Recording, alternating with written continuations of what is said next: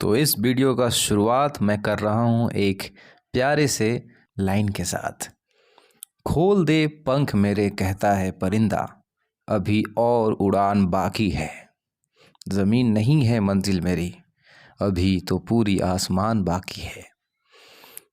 बच्चों, इस वीडियो में हम लोग देखेंगे प्रतिरोधकों के समांतर क्रम में संयोजन। तो क्या है प्रतिरोधकों के समांतर क्रम संयोजन का डेरिवेशन, कैसे करेंगे उसको? तो चलिए इसको शुरू करते हैं। तो सबसे पहले आपको प्रतिरोधकों का समांतर क्रम संयोजन में सबसे पहले आपको बनाना पड़ेगा एक डायग्राम और कुछ लिखने पड़ेंगे उसके स्टेटमेंट। तो डायग्राम बनाने के लिए चलिए शुरू करते हैं। उससे पहले मैं पैरेलल कॉम्बिनेशन ऑफ रजिस्टर लिख दूं और फिर डायग्राम बना दूं। तो आपको 3 प्रतिरोध लेने होंगे और उसको समांतर क्रम में जोड़ना होगा। तो डायग्राम को बना लेते हैं। उससे पहले एक क्वेश्चन मेरे मन में आ रहा है कि इस प्रश्न का जो प्रश्न है एग्जामिनर इस तरह से भी कर देता है कि जब 3 प्रतिरोधों को समांतर क्रम में जोड़ा जाए तो उस स्थिति में क्या होगा डेरिवेशन, क्या होगा उसका आंसर। बस वही करेगा कि प्रकाश डालें जब 3 प्रतिरोधों को समांतर क्रम में जोड़ दिया जाए। तो आइए उसके लिए हम लोग करते हैं और कुछ डेरिवेशन के लिए पॉइंट्स लिखने पड़ेंगे। डेरिवेशन किसको बोलते हैं बच्चे? जैसे मैथमेटिकल जो सॉल्व करते हैं उसको डेरिवेशन कहा जाता है। तो उसके लिए हम लोगों को लिखना पड़ेगा बच्चों कि, और उससे पहले डायग्राम बना लेते हैं। तो डायग्राम कुछ इस तरह से बनता है, जैसे कि आप 3 प्रतिरोधों को समांतर क्रम में एडजस्ट करेंगे, एडजस्ट।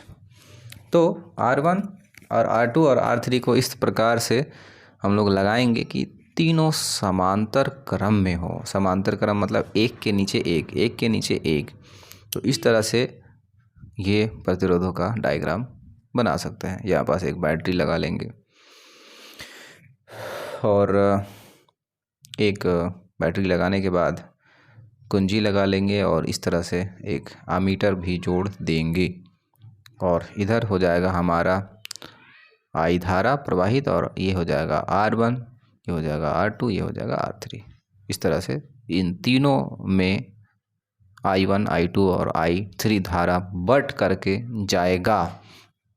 इसी बटने की वजह से हम लोग इसका डेरिवेशन इसी के हेल्प से कर लेंगे। उससे पहले हम लोग मान लेते हैं कि माना 3 प्रतिरोध जो समांतर क्रम में हैं, समांतर क्रम में जुड़े हैं और इस तरह से वो R1, R2 और R3 जिनका समांतर क्रम में जो प्रतिरोध जुड़े हैं उनका प्रतिरोध R1, R2, R3 है तथा उसमें धारा जो है I1, I2 और I3 प्रवाहित हो रही है। याद रहे और ध्यान रहे बच्चों कि ये तीनों धाराएं जो हैं, हम जो I1, I2 और I3 लिखने जा रहे हैं, धारा I1, I2 तथा I3 प्रवाहित हो रही है, वो तीनों धारा समान रूप से प्रवाहित हो रही हैं। तार में जो है प्रवाहित धारा I है, वही बट करके तीनों प्रतिरोध में I1, I2 और I3 के रूप में प्रवाहित हो रही है। ठीक है। बिंदु A पर धारा I 3 भाग में बढ़ जाती है। याद रहे तीनों भाग में बराबर बराबर बढ़ती है। ये तीनों भाग में बराबर बराबर बढ़ती है। तो लिख लेंगे बिंदु A पर धारा I 3 भाग में बढ़ जाते हैं, बढ़ जाती है। ठीक है। अब देखिए धारा बढ़ रहा है बच्चों, तो जहाँ जो बटेगा उसी को जोड़ेंगे। ठीक है, क्योंकि इसके पहले जो डेरिवेशन हम लोग कर रहे थे उसमें विभवांतर बढ़ रहा था तो विभवांतर को जोड़े थे। यहाँ धारा बढ़ रहा है तो धारा को जोड़ेंगे। धारा बटा I1, I2, I3 के रूप में बटा, तो हम लोग I बराबर I1, I2 प्लस I3 लिखेंगे।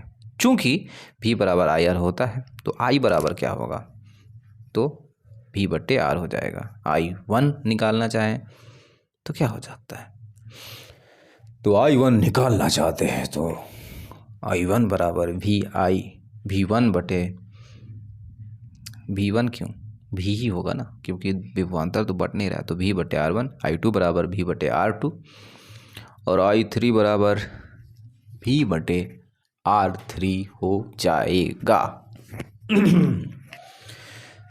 I बराबर हम लोग V बटे R लिखेंगे, I1 बराबर V बटे R1 लिखेंगे,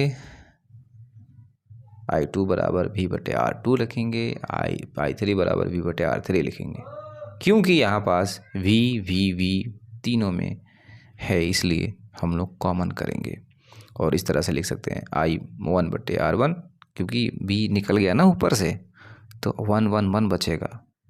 इस तरह से V और V को काट सकते हैं, तो काट लेते हैं यहाँ पास, और काटने के बाद इसको मिटा देते हैं और लिखते हैं 1/R is equal 1/R1 plus 1/R2 और प्लस 1/R3। तो ऐसे ही डेरिवेशन, इस डेरिवेशन में इतना ही करना था। अगर अच्छा लगा हो और समझ में आया हो तो वीडियो को लाइक और सब्सक्राइब कर देंगे बच्चों, क्योंकि आपका लाइक और सब्सक्राइब ही हमारे लिए एक सपोर्ट का काम करता है। Thank you so much.